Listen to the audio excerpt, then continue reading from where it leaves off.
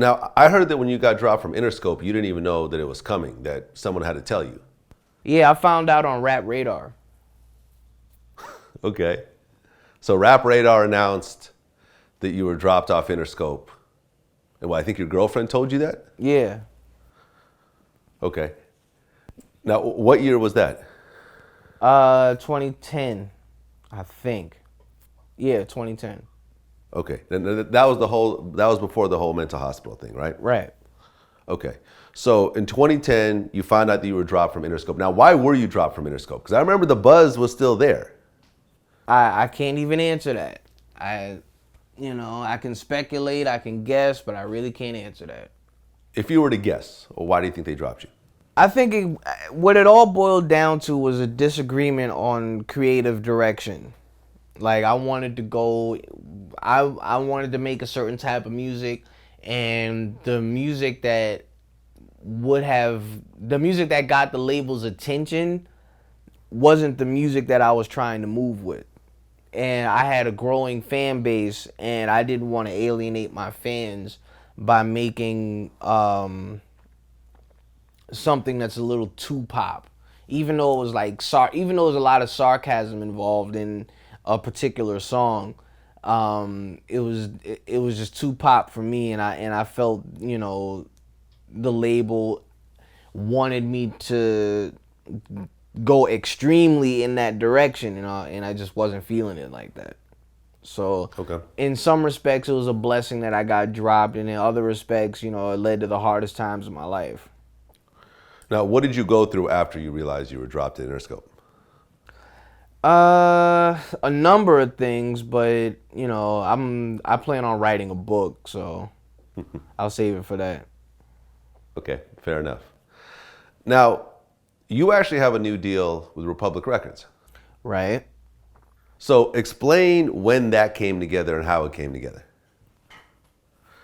Well, I got my first. I got signed to my management company in around 2013 or 2014, and they negotiated the deal with Republic. Okay, so you recorded 200 songs. So they just basically locked you in a studio and just let you rock out? Yeah, I worked with some of their producers, some of their in-house producers, wrote some pretty cool songs, and then whenever me and the in-house producer were finished recording, I just jumped on my beats and just went crazy. So after that happened, the management company saw and was like, okay, this guy's serious. Right. All right. So then they started to shop you around different labels, or they went straight to Republic? I don't know how they did it, honestly. Like I this time around, I'm letting the business people handle the business side of things. So I'm more focused on the music than ever before. So I'm just making sure, I'm never late to stuff. Making sure my conversations are on the up and up. I don't want any chinks in my armor this time around.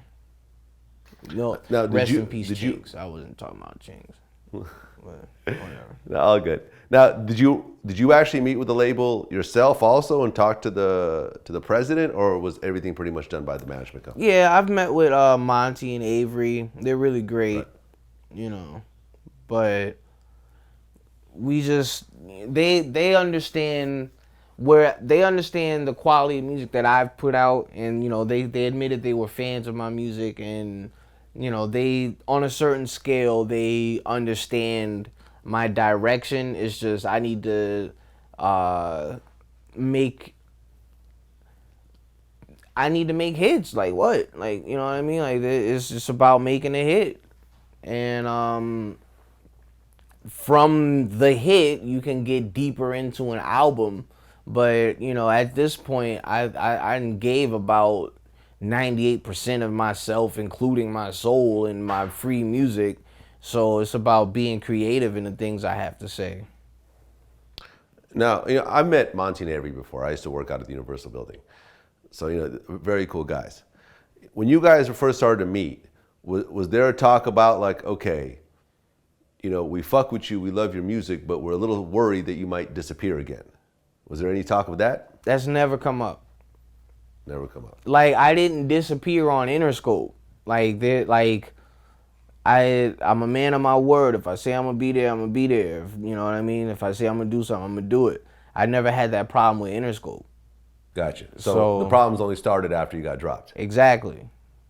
I feel you. So while you were on the label, you were 100. You kept your business together, and that's what, made them confident to do this deal. Yeah. So how did the song with Rita Ora come together?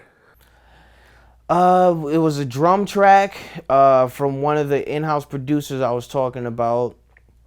I just played the piano over it, wrote some verses down, and once I finished recording, I asked if Rita Ora could be a part of it, and they said yeah. That easy. That's what happens when you're on Republic. Well, me and Rita are managed by the same management team. Oh, okay. So it's the same company. Right. Okay, that's the connection right there. So how did the song end up getting on Empire? And you actually performed the song on Empire. Right. My old A&R, ironically, Tubby, brokered that deal. That was very fun. That was cool, going out to Chicago, being on Empire. Dope ass show. It's like people's favorite show on television. Yeah.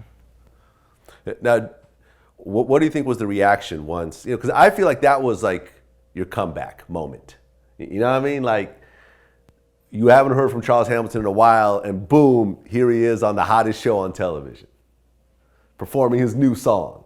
Yeah, I mean, it's shaping up to be one of the biggest comebacks. I'm just trying to be humble about it, and I'm thankful for, like I said, thankful for each and every opportunity I'm getting.